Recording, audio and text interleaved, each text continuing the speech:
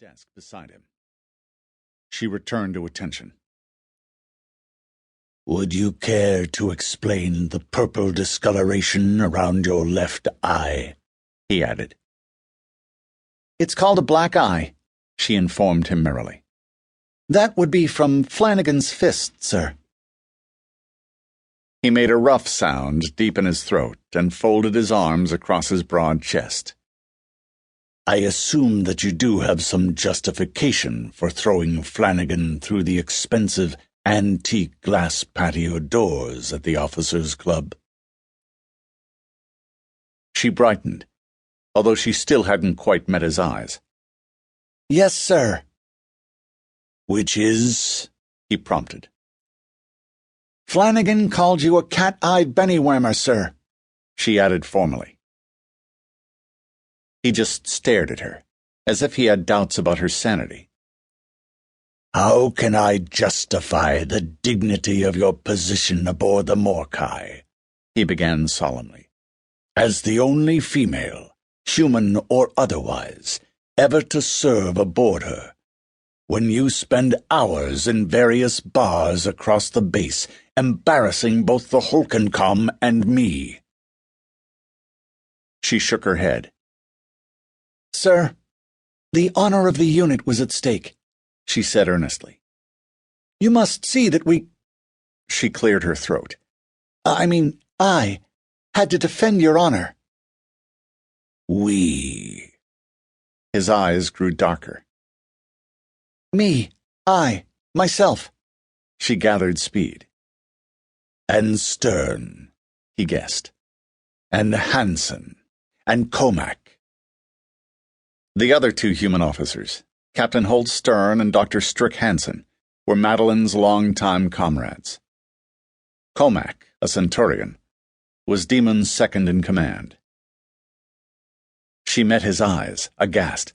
Sir, I never said that. He drew in a breath. It is useless to try to deceive me. She straightened even more. I'm really very sorry, sir, she said. I waded in to punish Flanagan, and his buddies in the First Fleet attacked me. I was outnumbered, so the others intervened to save me from them. A pity, he muttered darkly, that they are not here to save you from me.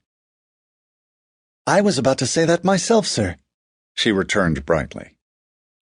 Her green eyes were twinkling, despite all her efforts to appear sincere.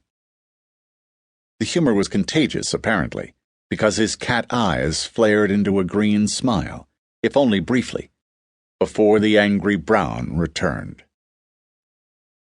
Brawling, he scoffed.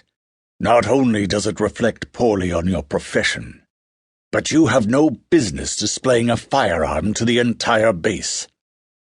I had to relieve Flanagan of the firearm, sir. He'd taken it from a J-Bob officer, and he was using the grip to batter my head. His eyes narrowed. I will remind you once more that medical personnel are not allowed sidearms.